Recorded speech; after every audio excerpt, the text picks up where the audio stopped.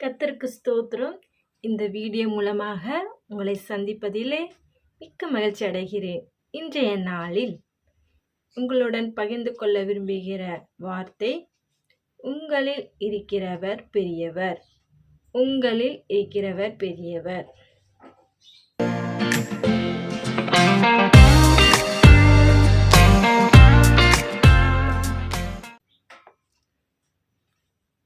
யோவான் 4:4. பிள்ளைகளே, நீங்கள் தேவனால் உண்டாயிருந்து அவர்களை ஜெயித்தீர்கள். ஏனெனில் உலகத்தில் இருக்கிறவனிலும் உங்களில் இருக்கிறவர் பெரியவர். அந்த உலகத்தில் இருக்கிறவன்னா யாரு? அவனை குறித்து என்ன சொல்லுகிறது? அவன் யார் என்றால் சாத்தான். சாத்தானிற்கு மறுபெயர் என்னன்னா உலகத்தின் அதிபதி. சரி, பெரியவர் யார்?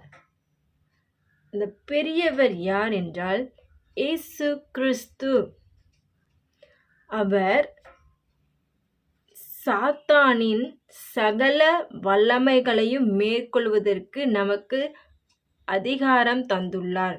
அது யாரு? நம்மளுடைய இயேசு கிறிஸ்து.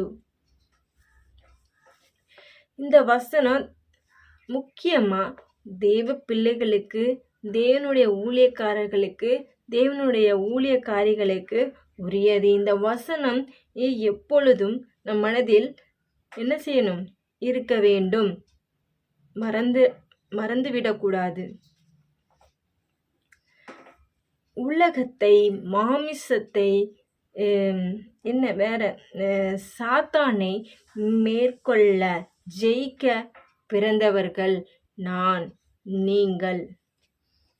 அப்போஸ்தலர் 2 என்ன காரியம் என்று பார்த்தோம்னா, எழுப்புதல் காரியம். அன்று இயேசு கிறிஸ்து மரணமடைந்து உயிரோடு எழுந்தார். அதற்கு பின்பதாக நடந்த காரியம் எழுப்புதல் ஒன்று நடந்தது.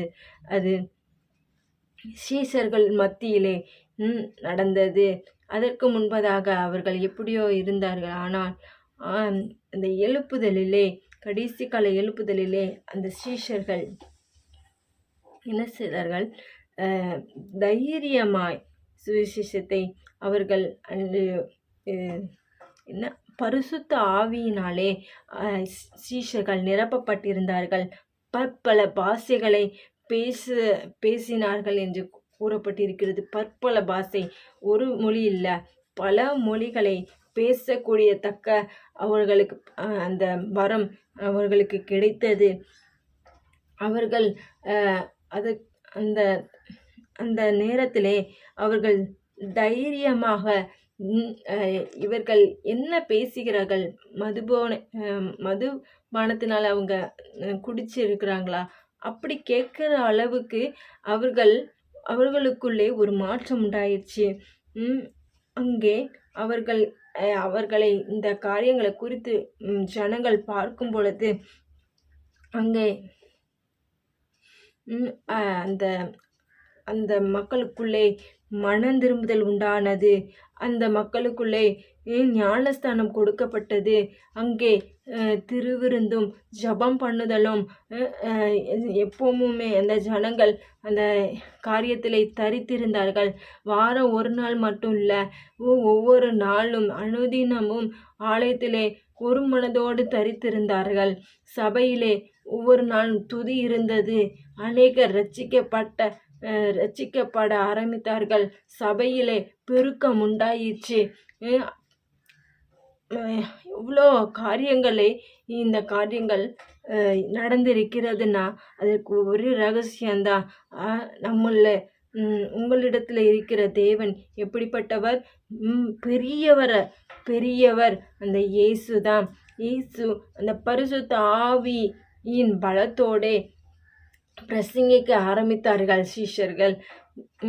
ஊழியர்கள் இன்றைக்கு ஊழியர்கள் நான் விழிப்படைய வேண்டும். உன் தேவன் பெரியவராயிருக்கிறார். உன் தேவன் பெரியவர். தைரியத்தோடே எழும்பு மகனே, எழும்பு மகளே.